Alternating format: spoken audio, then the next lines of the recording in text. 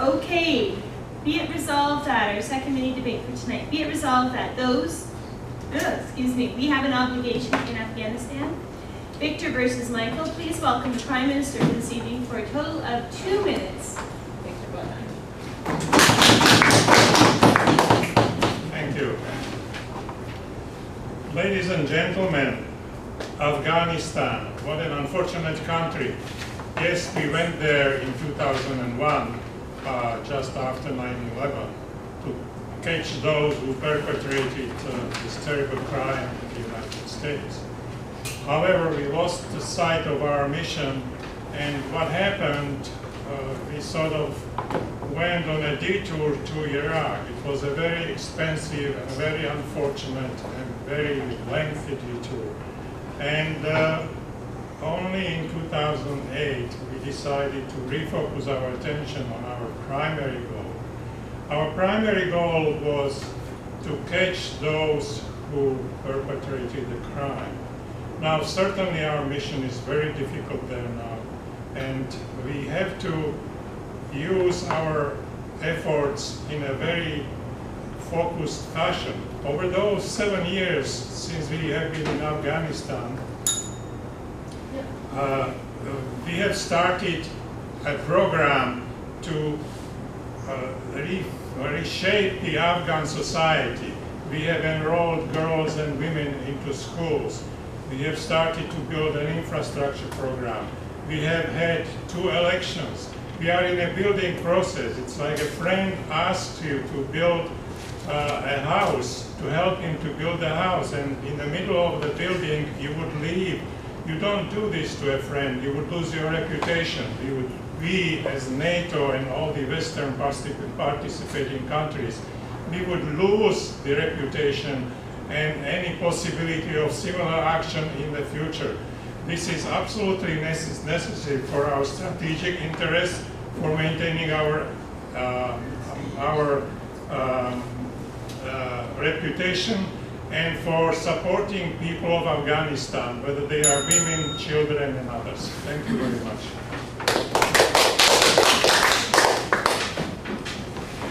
Ladies and gentlemen, arguing in opposition, please welcome Michael for 3 minutes. Thank you, Madam Speaker. Ladies and gentlemen, when you think of Afghanistan and TV coverage, what comes to mind? Exactly. Rocks, sand, the odd little hill, not a tree in sight. Ladies and gentlemen, we are Canadians. What are we fighting for? What are we doing over there? You don't even see a building. Ladies and gentlemen, the definition says we are obliged. The government failed to point out who we were obliged to. We all know we're obliged to the Americans, who are the ones that are seeking whoever this enemy is, and we only signed up to go over there because we didn't want to turn down our friends to the south. Ladies and gentlemen, this is just another Vietnam in the making. We all know that we have no business whatsoever being in Afghanistan. We, Canadian, you talk about our reputation, Mr. Speaker, our reputation is peacekeeping, and there is no peace to be had over there.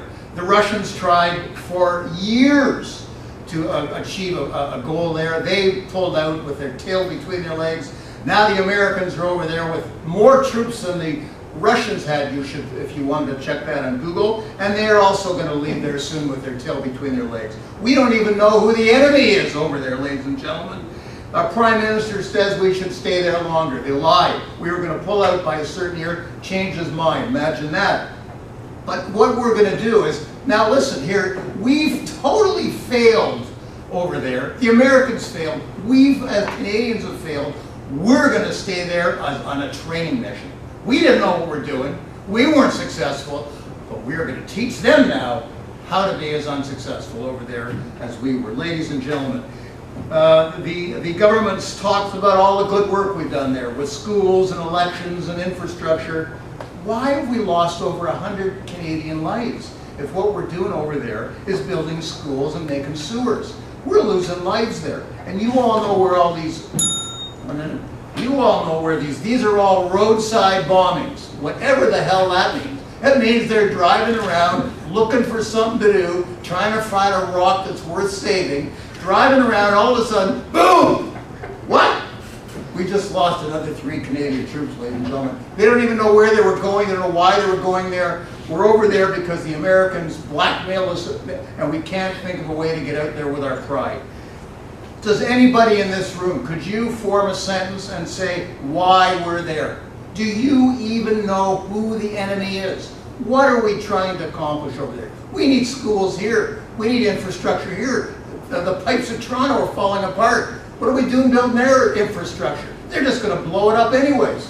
Ladies and gentlemen, I can't even speak anymore.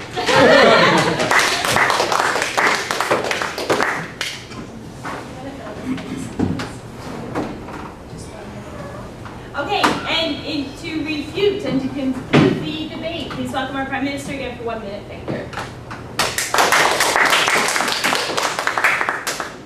Ladies and gentlemen, there is no wonder my opposition leader could not speak about this case anymore. He doesn't know a thing about it. We don't know who the enemy is. Of course we do know who the enemy is. We could not establish a reputation because Russians have been there for years and they had to withdraw. But I don't know how these things relate. Or there is rocks and sands and we Canadians somehow could not relate to rocks and sands. No, there are millions of people living in poverty, living without infrastructure, living without schools, and we started and invested into this country a lot of effort. Yes, we are losing people, we are losing men, we are losing lives, but this is a price to pay. The enemy is getting weaker. All the signs are suggesting that yes, this rebuilding program is working, and yes, we are going to accomplish our goal. We are not after all, we are to improve the lives of people, the lives of women. We could not abandon them in the middle. Thank you very much.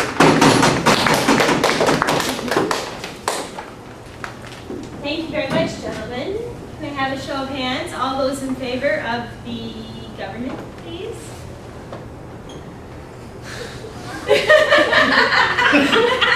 I think it's unanimous. All those in